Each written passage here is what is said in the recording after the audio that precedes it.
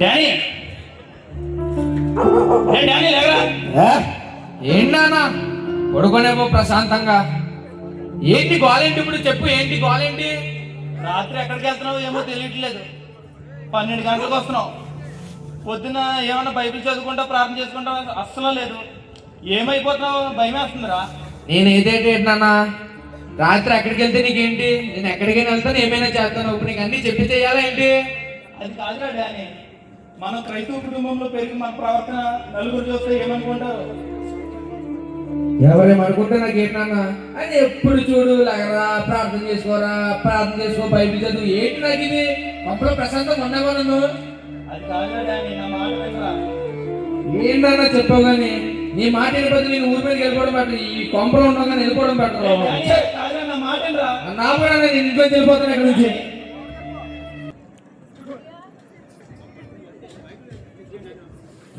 లూదియా, అమ్మా చెప్పు. టీ ఇచ్చిందేంటి అది నీకు? ఇవ్వలేదమ్మా. అది ఎక్కడుంటే ఎక్కడ వచ్చింది అది? ఇంట్లో లేదు, కనపడలేదు ఎక్కడ. ఇక్కడ గిన్నె ఇక్కడే ఉన్నాయి. ఇవన్నీ వదిలేసి అది ఎక్కడ వచ్చిందే? అమ్మో వచ్చిందమ్మా. పోయాలి. ఎక్కడికి వెళ్ళావే? ఎక్కడికి వెళ్ళాను అత్తయ్య గారు, బయటికి వచ్చానండి. ఇవన్నీ గురించి నేను ఎవరనుకున్నానేంటి? ఇవన్నీ ఎవరు చూస్తారు? నువ్వు ఉంటమే గొప్ప. అక్కడికి ఇక్కడికి వెళ్తున్నాను.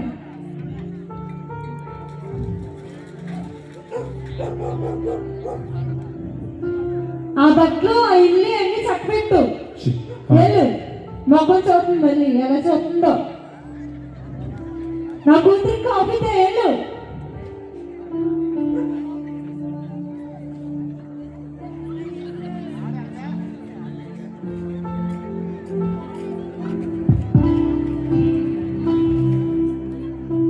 కాఫీ తెచ్చినావా? తీసుకొస్తున్నానండి. తాగండి.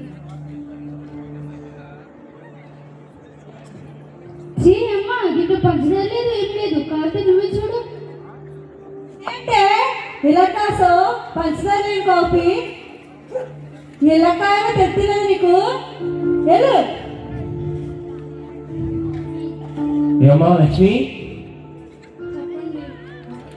నేను గుర్తున్నానా? గుర్తున్నానండి. ఎవరు నేను? నేను డబ్బులు ఇవ్వాలి కదండి మీకు. మీ ఆయన ఇచ్చిన తీసుకున్న అప్పు ఎంత గుర్తుందా నీకు? 2 లక్షలు అనుకుంటు కదండి. 2 లక్షల, దాని వడ్డీతో కలిపి 2,50,000 అయింది. ఎప్పుడు తీరుస్తావు? మీ అత్త కోళ్ళు నేను వచ్చింది కరెక్ట్ టైంకి మీరు గొడవ ఆడుకుంటున్నారు.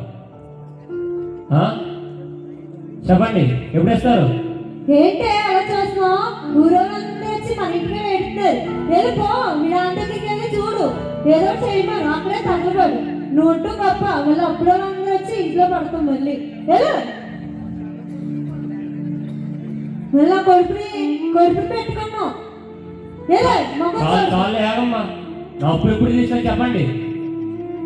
కొంచెం ఏదో ఒకలాగా పని చేసుకొని అప్పు ఇస్తానయ్యా. ఇన్ని రోజులు కోళ్ళే భర్తలే భార్య అని చెప్పి ఊరుకుంటుంటే నువ్వు రెచ్చిపోతున్నావు రోజు రోజుకి. అసలు తగినది కాదు.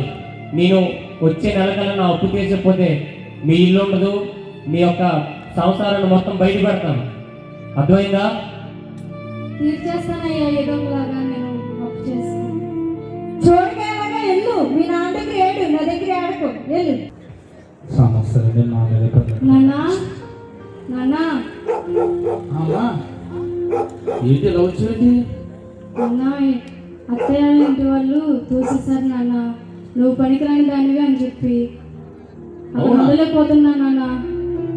అందుకే వాళ్ళు తోసేశారు నాన్న. అందుకే నీ దగ్గరికి వచ్చాను నాన్న. అమ్మా, ఇప్పటికే నాకు బోలని సమస్యలమ్మా. బోలని అప్పులతో బాధలతో చాలా ఇబ్బందులు పడుతున్నానమ్మా. నువ్వు నా మాటిని ఏ దారితో వచ్చావు ఆ దారి వెళ్ళమ్మా. నా సమస్యలు నాకున్నాయి. నా బ్రతుకుని బతుకుతానమ్మా. నీలాగా ఒక 2 బిడ్డలు నాకు ఉన్నారు కదా, వాళ్ళందరినీ నేను చూడాలి. నా బ్రతుకుని బతుకుతాను. నీవు కలోగంజు తాగి ఆ మార్గమనే ఇల్లమ్మా. చావైనా కష్టమైనా నష్టమైనా సరే ఇక అక్కడే బ్రతుకమ్మా. నాన్న, నాన్న, అమ్మా, ఇంకా నువ్వు నన్ను అలా పిలవకు. నీ కష్టమైన నష్టమైన సరే అక్కడే బ్రతుకోపో. నీకు దండం పెడతాను, వెళ్ళిపో ఇక్కడి నుంచి, వెళ్ళిపో, నా గుమ్మం తప్పుకో, వెళ్ళిపో. నానా నానా అక్క వెళ్ళిపోతున్నానా నానా మా వద్దమ్మా, వెళ్ళు, ఈ పని చూసుకోండి. ఇంకా అక్క గుమ్మం తప్పదు, మన దగ్గరికి రాదు అక్క. ఇంకా మీ పని చూసుకోండి. అమ్మ లక్ష్మి, బాగున్నావమ్మా? ఏం బాగుంటానయ్యా అన్ని పరిస్థితులు. నాకు తెలుసమ్మా, భర్త చనిపోయాడనే బాధలో, కుటుంబంలో కలుగుతున్న కష్టాలకి నాకు తెలుసమ్మా. కాకపోతే ఒక మాట చెప్తాను, నువ్వు కూడా ప్రార్థన చేసుకుంటూ ఉన్నామ్మా. ప్రభువు తప్పకుండా సహాయం చేస్తాడు. ఆయన పైన నీ భారం రూపము. అలాగేనయ్యా. సరే ఉంటాను. సరే.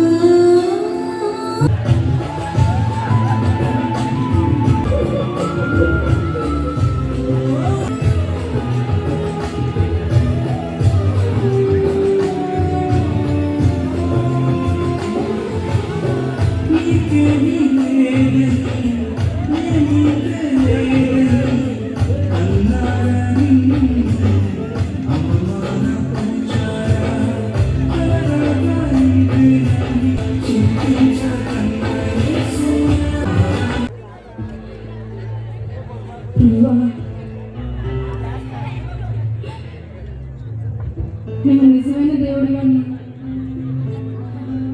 నేను అంగీకరిస్తున్నాను. నీవు నిజమైన దేవుడు అయితే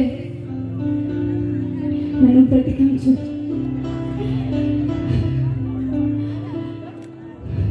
నీవు నిజమైన దేవుడు అని నువ్వు ఈ సమయంలో తెలియజేయి.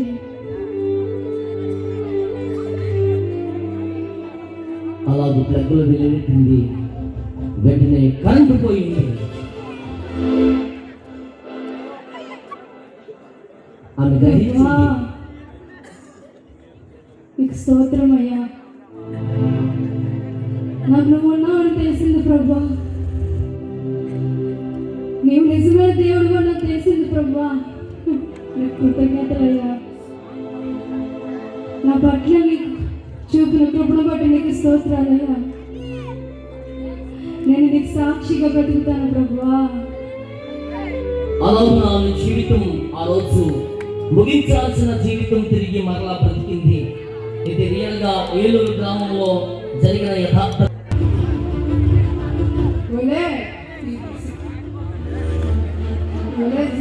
షాపింగ్ మాల్ చేతి చాలా ఆశపడ్డారంటే జనాలు చాలా గుంపులుగా వెళ్తున్నారే. ఇక్కడ నీకు వచ్చిన తలనొప్పి బాబు, అక్కడికి వెళ్ళామంటే కేసు ఇది అంటారు.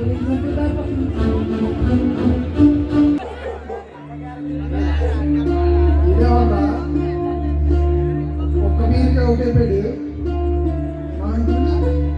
ఇప్పటికి 4 ఇదేంట్రా బాబు, బాబు పట్టుకొచ్చిన వాళ్ళు మళ్ళీ కేసు మరి.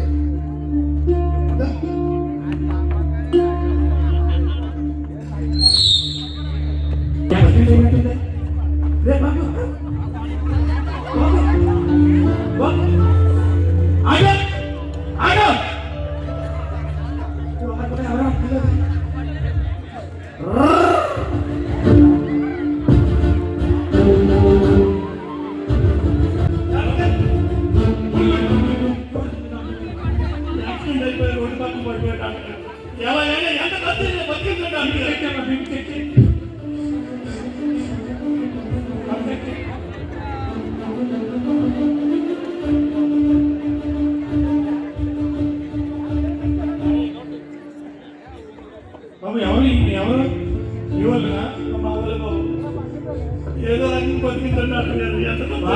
పోయింది, చాలా డబ్బులు ఖర్చుంది. ఎంత ఖర్చు పెట్టుకుంటున్నారు. మీరు ఎన్నో డబ్బులు చూసుకొని ఆపరేషన్ పెట్టారు.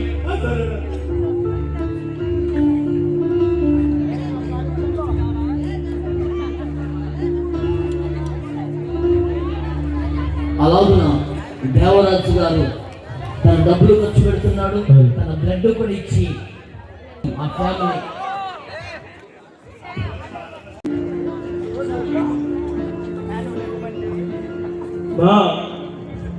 भैया एक्सीडेंट में मर गए माँ। ఏవో జల్దీ జల్దీ ఆవమ్మా. ఎవరు డాక్టర్? మా తమ్ముడండి. యాక్సిడెంట్ అయిందండి. మీ తమ్ముడికి యాక్సిడెంట్ అయితే అదిగోండి ఆయనే అయ్యా జాయిన్ చేశారండి. అయ్యా ఆయనే హాస్పిటల్లో జాయిన్ చేశారు. థ్యాంక్స్ అండి, మా తమ్ముడు మా బేటని కాపాడినందుకు.